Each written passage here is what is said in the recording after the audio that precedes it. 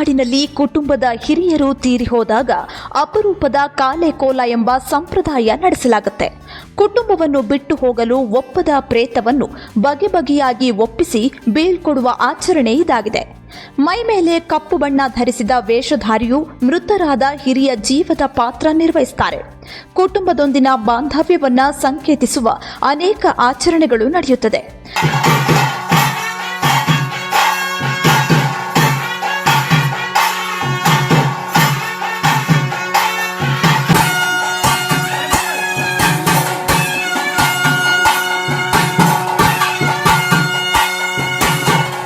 ಇತ್ತೀಚೆಗೆ ಉಡುಪಿಯ ಅಲೆವೂರಿನಲ್ಲಿ ನಿಧನರಾದ ಹಿರಿಯ ಜೀವ ನಾಗಸ್ವರ ಕಲಾವಿದ ಬೊಗ್ರಾ ಸೇರ್ಗಾರರನ್ನು ಇಹಲೋಕದಿಂದ ಬೀಳ್ಕೊಡುವ ಕಾಲೆಕೋಲ ನಡೆಯಿತು.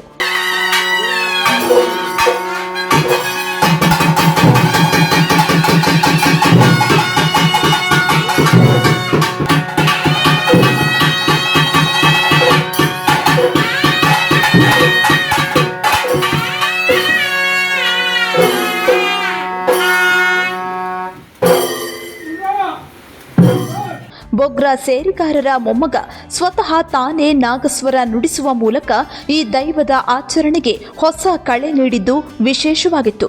ಈ ಆಚರಣೆ ಇತ್ತೀಚಿನ ದಿನಗಳಲ್ಲಿ ಕಡಿಮೆಯಾಗ್ತಿದೆ ಅಂತಾರೆ ಹಿರಿಯರು.